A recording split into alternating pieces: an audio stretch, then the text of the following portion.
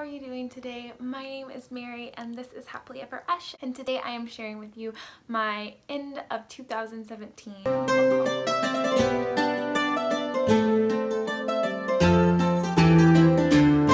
So I was pretty much on a book buying ban, personally put on by myself, for the end of 2017. So basically since we moved into our new place until the end of the year. And I did quite well at not buying any books.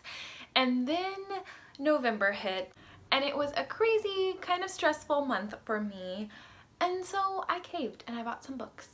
I was doing a lot of traveling to St. Louis for work, and there was a used bookstore, independent used bookstore that I stopped in kind of just on my break from what I was doing, and I also went to Half Price Books. Oh, and then I bought a couple at the indie used bookstore in the town that I'm living in now.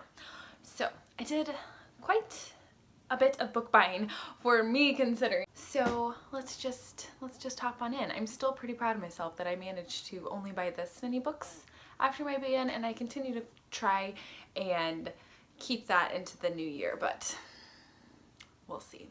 So the first three books were the ones that I bought in the independent used bookstore in St. Louis that I was talking about.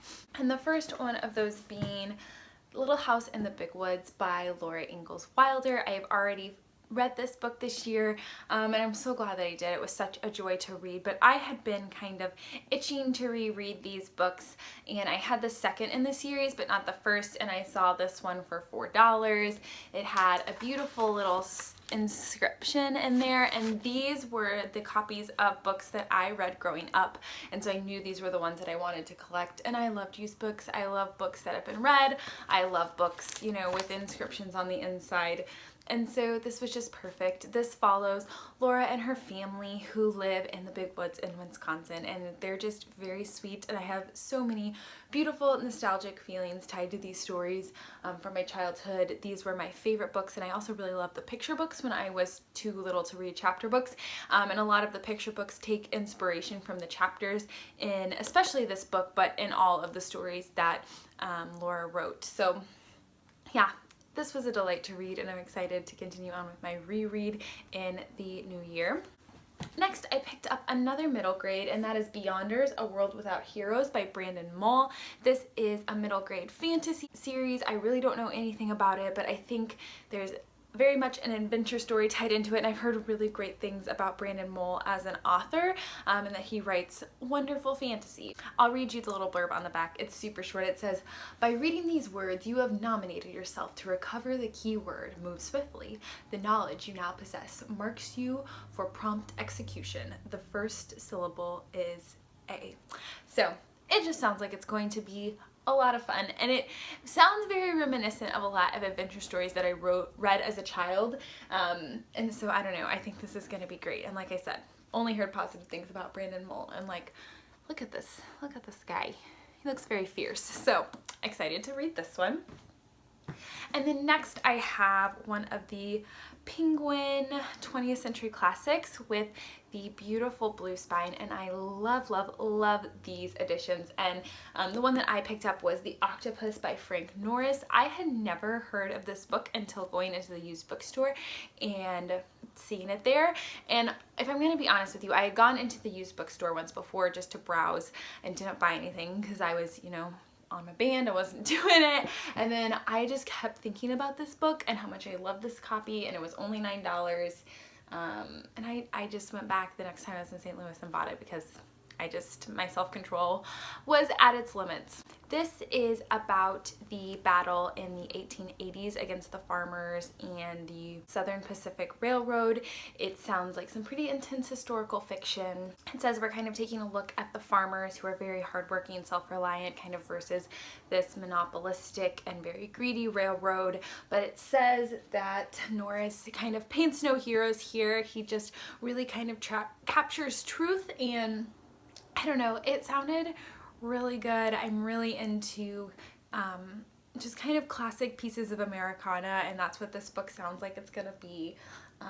And so yeah, I was thinking about it, and when I went back and they had it, I was like, that's it. I have to have it. So yeah, I've never read any reviews or ever heard about this book before, but I'm excited to dive in and see what I think. So these next two books are from my local used bookstore. The first being Sylvias Lover by Elizabeth Gaskell. I have been kind of scouring used bookstores for Elizabeth Gaskell, and this was the first copy that I had come across in a used bookstore, which I think is kind of funny. Like, I thought being a classic author there would be more, but there's not. So I was excited when I found this one. Sylvias Lovers is kind of known to be Gaskell's kind of most dreary or sad story that she wrote. It's historical fiction set in Yorkshire, and it just sounds very sweeping and epic, as Miss Gaskell tends to write. But yeah, I really don't know too much about this one either, but I loved Elizabeth Gaskell's North and South. I plan on in my lifetime, if I am able, to read everything that she's ever wrote. And so yeah, this was one that I saw and I picked up.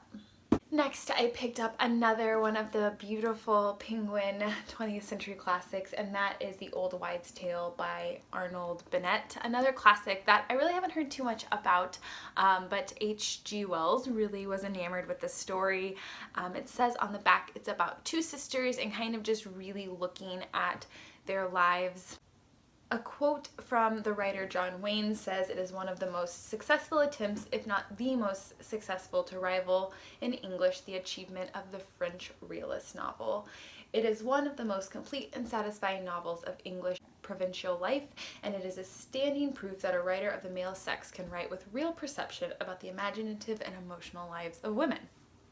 Sounds great to me. So excited to pick this one up, and I'm having a growing collection of these beautiful robin eggs blue spines.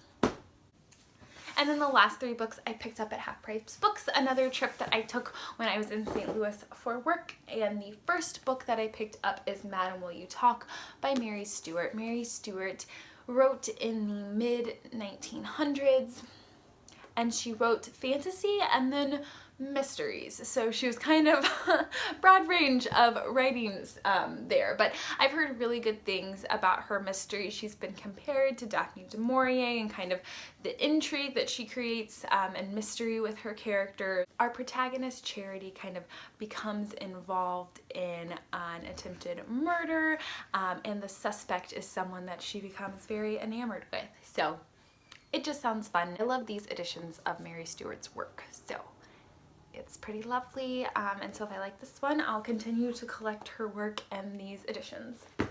Next, I picked up Hood by Stephen R. Lawhead. This is a Robin Hood retelling, fantasy. It's really all I know about him, but I've heard really good things about Lawhead's writing. This is in a series, and this says that it really kind of captures the Celtic setting in which it is written in. So I know that Jess McGlynn has highly recommended this book, and yeah, it sounded fun and unique, and when I saw it at Half Price Books, I couldn't resist.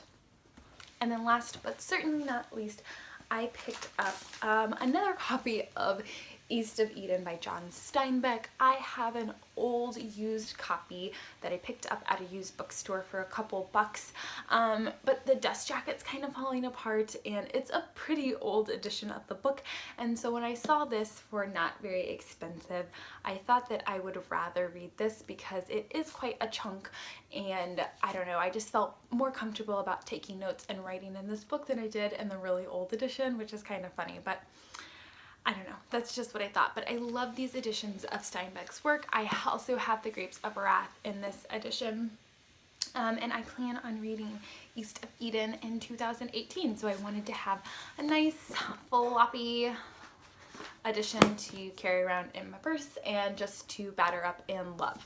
East of Eden is somewhat of a Cain and Abel retelling, again set in California, as was The Grapes of Wrath, or I guess some of The Grapes of Wrath was set in California.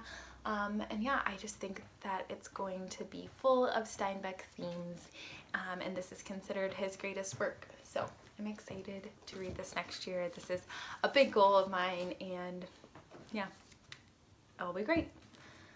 So those are all the books that I have picked up at the end of 2017. I'm really excited about all of them. I've got some beautiful classics that I can add to my ever-growing classics collection.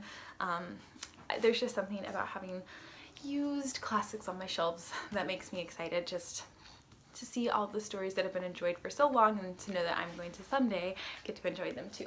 So I'd love to know what you've been picking up, or maybe what you're excited about getting for the Christmas season, or just to chat about any of these books that I picked up. If you have anything good or bad to say about them, I'd love to know. I hope that you guys are having a great rest of your day, and I hope to talk to you all very soon. Bye.